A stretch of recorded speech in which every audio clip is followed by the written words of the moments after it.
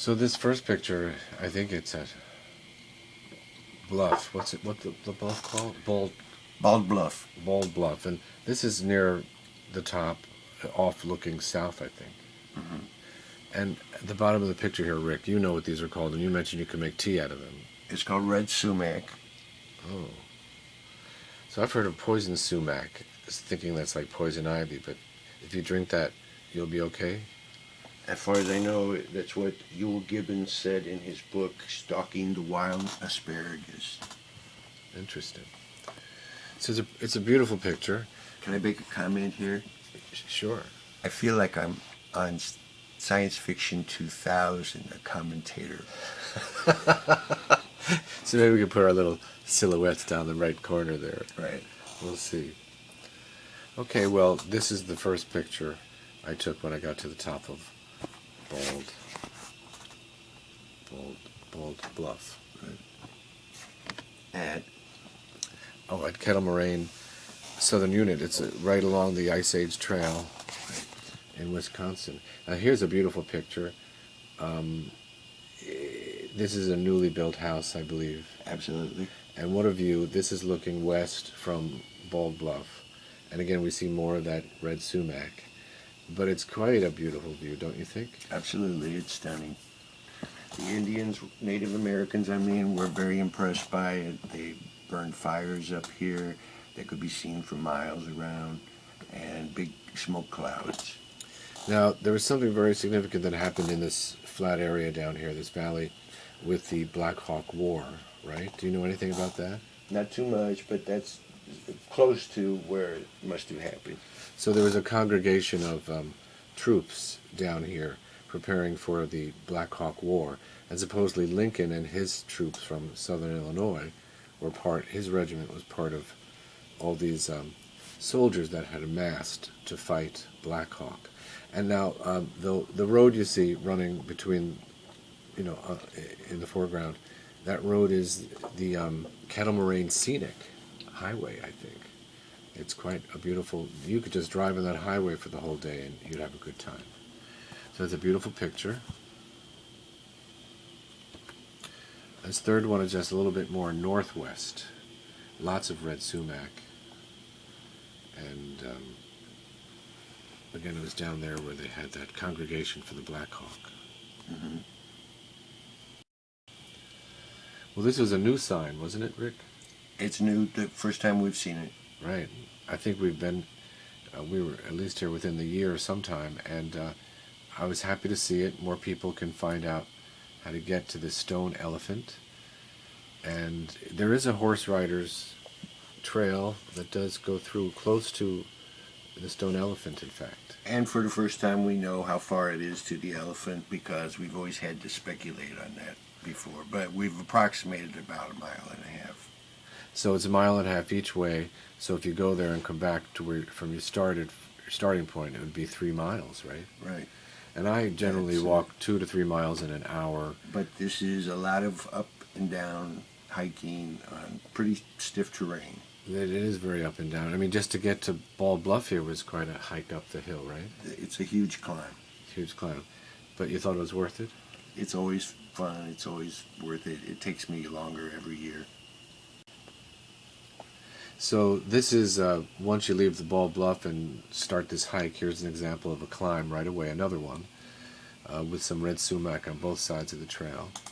And that might be you, Rick, far in the upper sort of right, well, at the end of the trail there. I don't think so. No, you just think it's a tree? Mm-hmm. Looks like Shadow. Shadow. All right. Well, it's a nice trail, nice picture of a trail.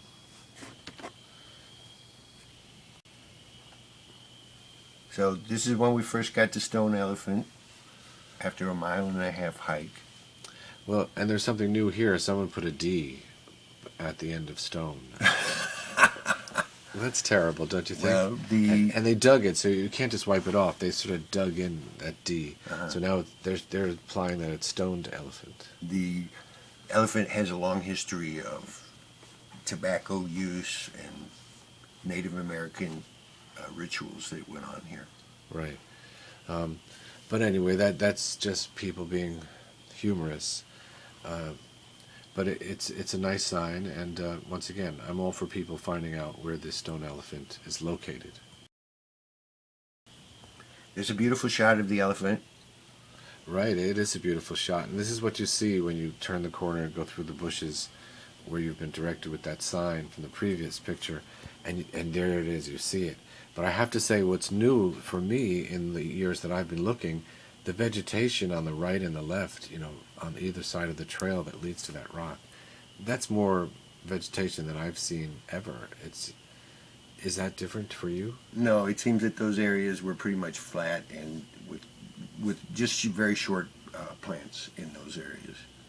Do you think maybe trail people who work on the trails came in and trimmed it or something? No, I think that they haven't trimmed it in a while. Oh, but do you think maybe people have in the past trimmed it? Well, they burned the top of the bald bluff, so Yes.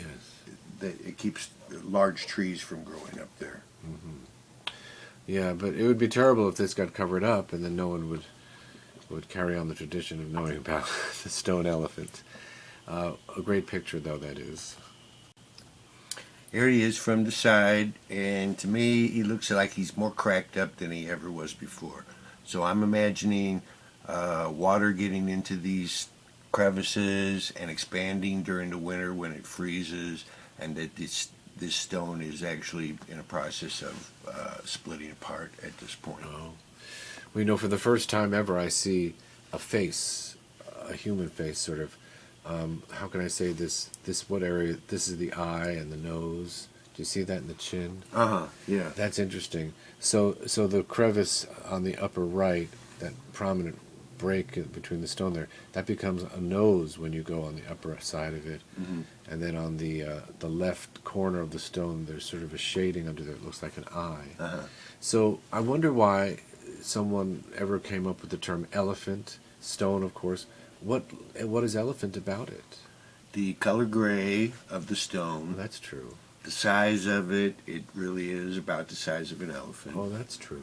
Maybe an elephant laying down or something like that. Oh, because it's not like you really see the trunk of the elephant, really. But No, those things you mentioned, that makes sense. But it does have protuberances, so And do you think in like the early 1800s, 1700s, do you think it might have been more? Maybe have we lost some of it since then? I don't believe so. But that's probably when they first coined the name stone elephant, because when they were coming here in Surrey rides and having picnics, people would have been aware of circus animals and stuff at that time, and that would have been some of their first knowledge of elephants, and made this comparison. Oh, I see. Good point. There you are. You look wonderful. Very happy. Yeah, got a bit of a gut on me, don't I? Oh, it's getting there. Oh dear. So got to walk more, even do more hiking. But look at this. I love this rock. I've seen it for many years. That's a very blurry picture. It's a bit blurry. Was one of us moving? Or I wonder. We don't know. Probably me. I was moving the camera. Anyway, there I am embracing stone elephant. There you are, looking from behind the elephant. Right. Acting up a storm. Huh. And, What's new? But, well, there you have it. Uh-oh. That's one of me. Oh, that's you, and you look very handsome. Kind of pale. I guess the light does that to the top of your head there, your shiny head. But you look like you're very familiar with the rock yourself. He's an old friend. He is, yes. This is a great picture, I think. This is a little bit better picture. It's a great picture. There you are, touching the tip of the nose. If you think of the face, it has a face on laying on the ground with your right hand. And So why don't you just flip on the thing and continue? go to the next picture then. Oh my gosh, that's me, and it's a selfie, what they call it. Oh, another selfie, That's a better one. and we're back to the beginning.